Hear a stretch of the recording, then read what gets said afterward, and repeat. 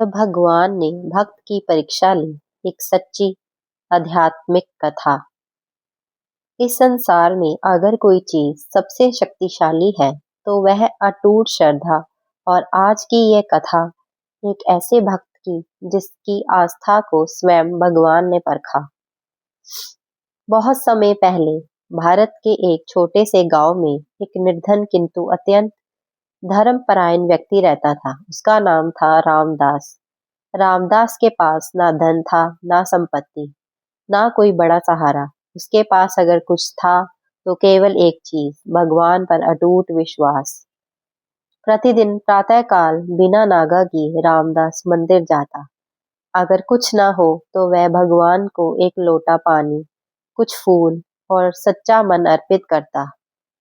वह कहा करता था, हे प्रभु, मेरे पास देने को कुछ नहीं, पर मेरा विश्वास कभी मत खोने देना। एक वर्ष गांव में भीषण अकाल पड़ा। खेत सूख गए, काम बंद हो गया और रामदास के घर रोटी तक दुर्लभ हो गई। दिन बीते, फिर हफ्ते और फिर महीने। एक दिन ऐसा आया जब रामदास के घर एक दाना अन्न भी नहीं बचा। उस दिन रामदास मंदिर पहुंचा। न आंखों में प्रकाश था, न होठों पर शिकायत।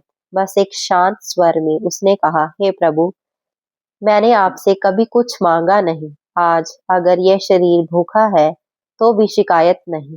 बस मेरी श्रद्धा की परीक्षा इतनी कठिन मत लेना कि मैं आपको ही भूल जाऊं। मंदिर से लौटते समय रामदास को रास्ते में एक वृद्ध साधु मिले। कमजोर स्वर में साधु ने कहा, बेटा, क्या मुझे थोड़ा भोजन मिल सकता है? रामदास ठिठक गया। घर में तो खुद उसके लिए भी कुछ नहीं था। जहां रामदास के मन में पहली बार द्वंद्व पैदा हुआ।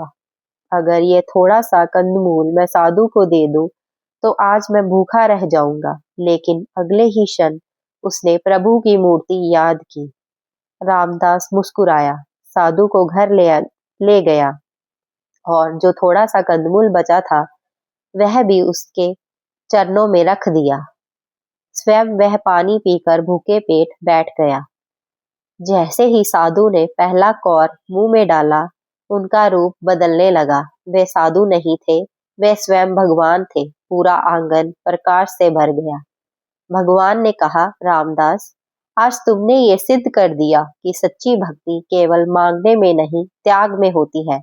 जब तुम्हारे पास कुछ नहीं था तब भी तुमने मुझे चुना। यही सच्ची श्रद्धा है। उस दिन के बाद रामदास का जीवन बदल गया।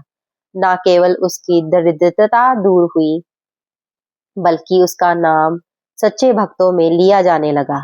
पर रामदास वही रहा, सरल, विनम्र और विश्वास से भरा। यह कथा हमें सिखाती है कि भगवान हमारी सुविधाएं नहीं देखते, वह हमारे विश्वास को देखते हैं। जब जीवन की परिस्थितियां हमसे सब कुछ छीन ले और तब भी हम ईश्वर को ना छोड़े तो समझिए हम परीक्षा में उत्तीर्ण हुए। अगर ये कथा आपके मन को छू गई हो तो इससे सिर्फ सुनिए नहीं, जीवन में उतारिए।